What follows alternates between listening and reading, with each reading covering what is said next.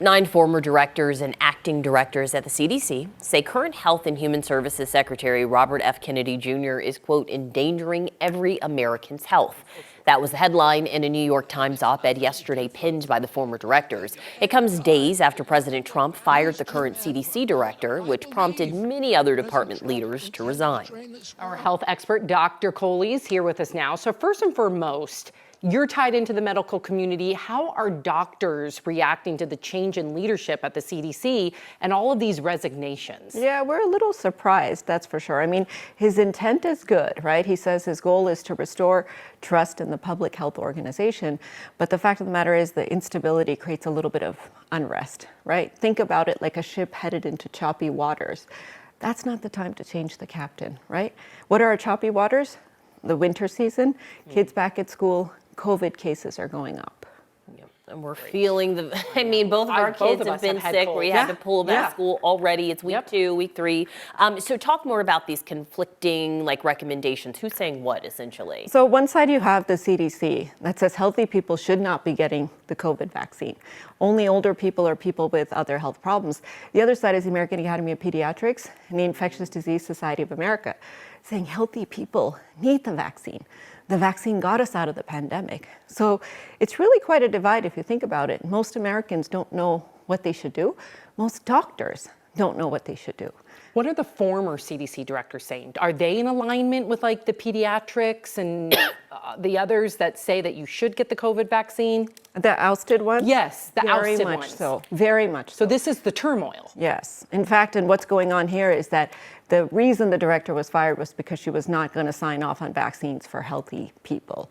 Now, if you think about who's getting in the hospital with COVID, kids under 2. So the 6 months to 2 years is in and of itself a huge risk factor because those kids have immature immune systems, so they're more likely to end up in the hospital.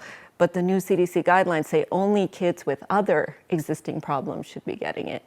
Now, the good news here, ladies, is that there are a wide range of existing problems that would qualify you, such as depression, obesity, being sedentary. These are all problems that would qualify technically a healthy adult who has this condition to get the vaccine. So still about 100 to 200 million Americans out of the 340 million Americans would qualify under the new guidelines. But people are scratching their heads because they're wondering, should healthy Americans and healthy kids be getting this? And I'm curious, are you guys going to vaccinate your children this year? I used to listen to my doctor. Yeah, well, I mean, whatever the doctor says. But now I feel like I'm confused. So if I want a COVID vaccine, do I need to say, I've dealt with depression in the past, now I qualify? Seriously, how does that work? Can I go to my doctor and get one? You used to go to just a CVS and get your COVID vaccine. Right, and now you have to pay? So huge issues with manufacture, because obviously if it's not being recommended across the board, then companies aren't going to make as many of them. So there might be supply chain problems.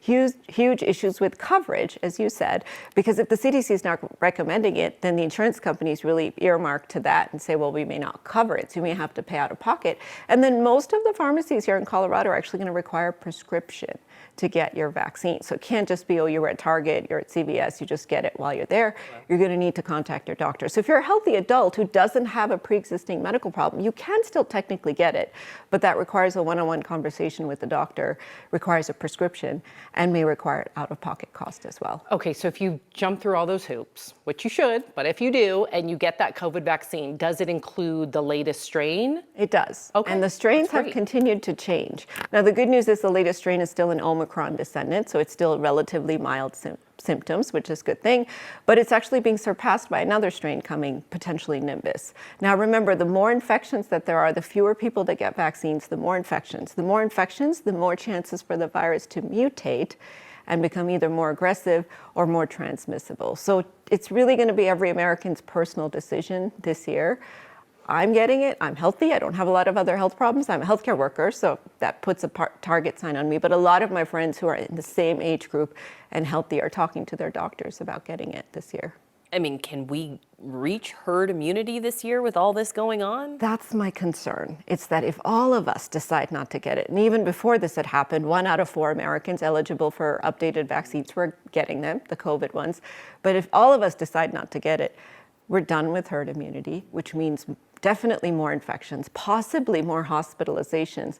And like I said, are we looking again at another variant that makes us sicker, where the antivirals don't work as well, where the vaccines will need to be changed? That's the fear. Okay, wow, a lot to think about. Dr. Coley, thank you.